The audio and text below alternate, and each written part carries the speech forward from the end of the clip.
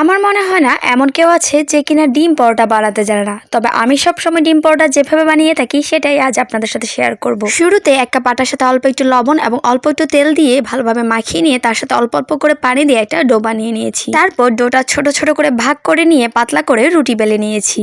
এরপর একটা বাটিতে নিয়েছি ছোট সাইজে দুটো পেঁয়াজ কুচি, দুটো কাঁচামরিচ কুচি এবং অল্প একটু বিলেতি ধনেপাতা কুচি। অল্প সামান্য লবণ দিয়ে সবকিছু ভালোভাবে নরম করে নিয়ে এর সাথে আমি ব্যবহার করেছি দুটো ডিম। সবকিছুর সাথে ডিমগুলো ভালোভাবে মিক্স করে নিয়ে চুলায় একটা প্যান বসিয়ে তার মধ্যে একটা রুটি দিয়ে দিয়েছি। রুটির দুপাশ হালকা একটু সেঁকে নিয়ে এর মধ্যে কিছুটা তেল দিয়েছি। তারপর এক পাশে একটু ভেজে না হলে অপর পাশে উল্টে এর মধ্যে আমি কিছুটা ডিম ঢেলে দিয়েছি। এরপর চামচের সাহায্যে ডিমটুকু পুরো পরোটার মধ্যে স্প্রেড করে দিয়েছি। আরও কিছুটা পরিমাণ তেল দিয়ে এক পাশ ভেজে না হলে অপর পাশ আমি উল্টে দিয়ে একইভাবে ভেজে নিয়েছি। দেন পুরো পরোটাটা আমি চেপে চেপে ফোল্ড করে নিয়েছি। আর এভাবে খুব সহজেই বানিয়ে ফেলা যায় ডিম পরোটা।